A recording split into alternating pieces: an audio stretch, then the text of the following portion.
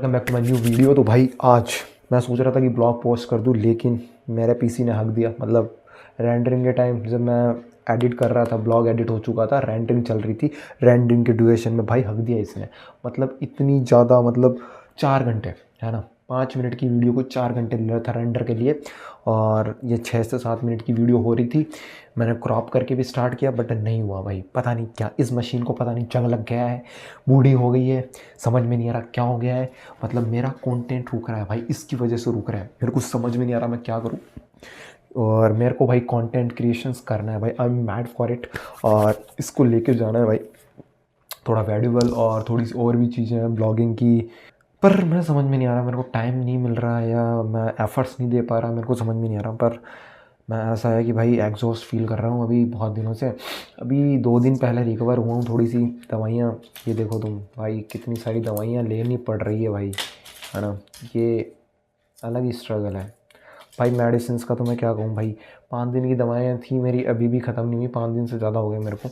क्योंकि रीज़न है ना, मैं ले नहीं पा रहा भाई। ये बहुत ज़्यादा हेवी डोज हो रही है यार इनकी, बहुत ज़्यादा हेवी डोज हो रही है। और ये मेरे काम को अफेक्ट कर रही है, मैं कर नहीं पा रहा ढंग से, मैं एफर्ट्स नहीं दे पा रहा ढंग से। मुझे समझ में नहीं आ रहा क्या हो रहा है मेरे साथ। और भाई इतना ज़्यादा फ्रस्ट्रेटेड हूँ मैं, इतना ज़्यादा वो एग्जॉस्टेड फील कर रहा हूँ, क्या कहूँ भाई। लेकिन वर्क इज़ फर्स्ट, है ना, तो काम करते हैं, है ना, काम पर फोकस करते हैं। एंड दैट कि अपन कुछ चीज़ें बनाते हैं अच्छा खासा, चीज़ें बने और फिर उसके बाद में आगे अपन प्रोसीड करेंगे। तो that's my scenario, that's my thing कि इसको लेके चलेंगे अपन, है ना, कंटेंट क्रिएशन को। लेकिन मेरी ये जो मशीन है ना, ये मशीन इतनी, क्या बोलूँ, पर है जो है उसी से काम चलाना पड़ेगा, इसी को लेके हमें अपने लक्ष्यों को साधना पड़ेगा।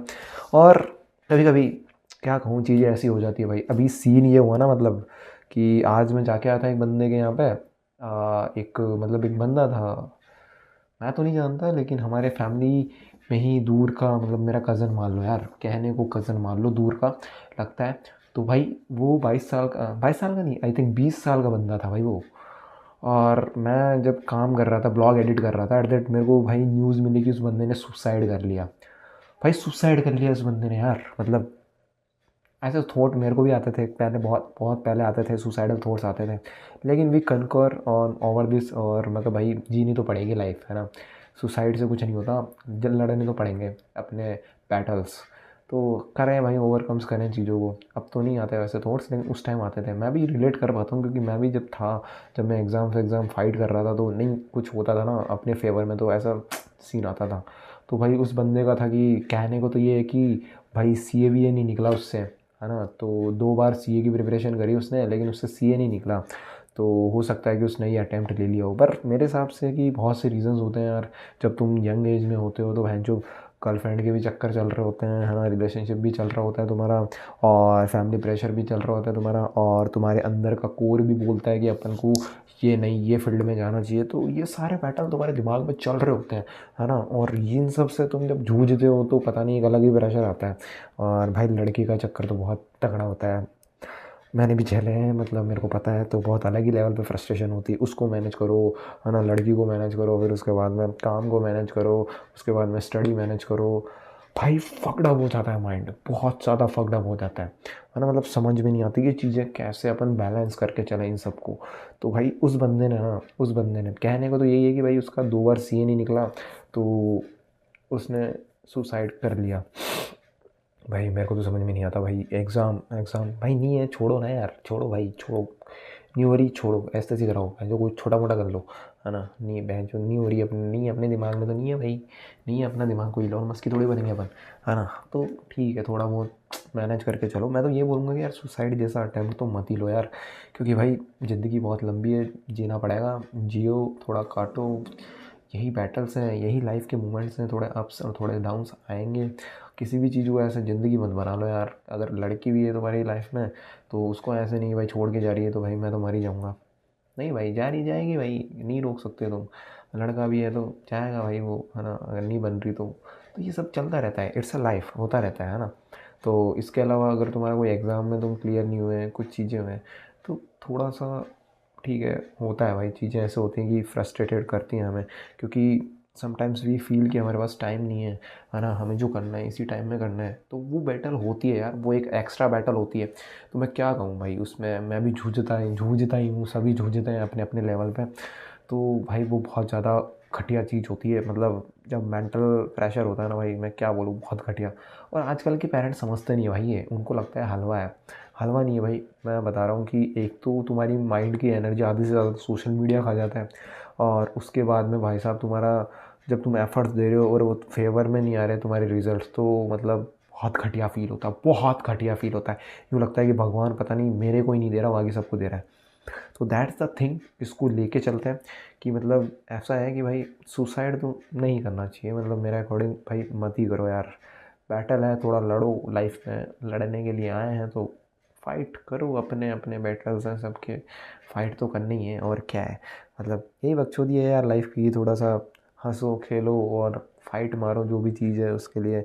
नहीं मिली तो कुछ और सही, कुछ नहीं तो कुछ और सही, है ना। तो आते रहेंगे लाइफ में, चलते रहेंगे भाई, ये तो जीवन यात्रा है, जीवन की एक पूरी यात्रा है जो तुम्हें जीनी है। समटाइम्स मैं भी कंपेयर करता हूँ कि भाई है ना, मेरे पास इतना पैसा होना चाहिए था, मेरे पास ये होना चाहिए था ये। पर समटाइम्स आई थिंक कि यार मैं एफ़र्ट्स दे रहा हूँ, है ना, कम से कम एफ़र्ट्स तो दे रहा हूँ। ठीक है, अभी चीज़ें नहीं है ना, इन फ्यूचर बनानी है ना, तो करना तो पड़ेगा काम। तो अब ऐसे तो नहीं है भाई कि हार ही मान लें। बहुत सी चीज़ें होती हैं यार, लोग गालियाँ भी देते हैं, है ना, ह्यूमिलेट भी करते हैं तुम्हें, तुम्हारे रिश्तेदार तक गालियाँ देंगे, तुम्हारे है ना पेरेंट्स भी गालियाँ देंगे, है ना, मतलब आस पड़ोस के क्लोज फ्रेंड्स वगैरह। तो भाई वो तो झेलना है, इट्स अ लाइफ, है ना, it's a part of life.